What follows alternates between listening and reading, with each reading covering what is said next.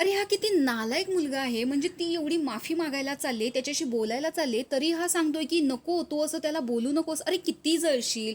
चला तर मंडळी बघूयात मी कोणाबद्दल बोलते. तर काल रुचिताने स्वतःचा मुद्दा सिद्ध करण्यासाठी राकेशच्या एका वाक्यावर अनुश्री आणि राकेश या दोघांमध्ये वाद लावून दिला.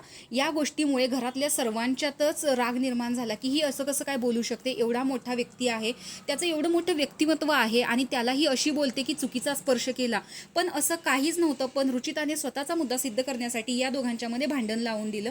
पण ही गोष्ट सागर कारंडेला खरंच खूप वाईट वाटली होती. म्हणून तो इथं समजवायला आला की जर तू त्याला सांगितलं असतंस की ठीक आहे, एक हात लावू नकोस मला, तर त्याने ऐकलं असतं की डन, सांगितल्याबद्दल थँक्यू.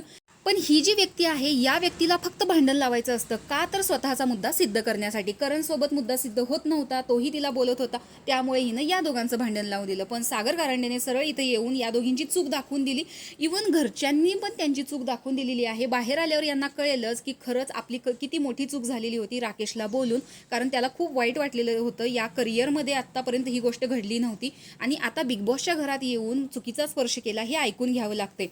बट याच्या पुढे जाऊन एक स्टेप म्हणजे विशाल कोटियन. ती म्हणते की मी जाऊन सॉरी म्हणते, तरी विशालचा मुद्दा हा आहे की नको नको, तू त्याला पोर्ट्रेल देऊ नकोस, नाहीतर तू चुकीची दिसशील, तुझं जे इमेज होती ती चुकीची दिसेल की खरंच याने एक तर चावी चोरली, दुसरी गोष्ट त्याला बोलली. या किती गोष्टी अनुश्री या घरामध्ये करते. बाहेर तर आधीच इमेज खराब आहे आणि आता ही विशाल कोटियनच्या इन्फ्लुएन्स खाली येऊन त्याला जे बोलायचं आहे म्हणजे सॉरी म्हणायचं असेल तिला, पण हा विशाल कोटियन फक्त जळत आहे आणि राकेश बापट बरोबर ती कॉन्व्हर्सेशन करायला जाते तर तिला सांगतो की जाऊ नको, तुझी चुकीची इमेज दिसेल.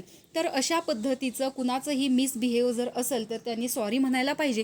पण कोटियन साहेब ज्या पद्धतीने अनुश्रीला सांगतायत की तू जाऊ नकोस, तुझं विचित्र इमेज बाहेर जाईल, या पद्धतीचं बोलणं हे कोटियन साहेबांकडून अपेक्षित नव्हतं. पण ते ओघाओघात बोलून गेलेले आहेत, कारण त्यांना राकेश बापट यांच्यावर फक्त जळकुटेपणा करायचा आहे.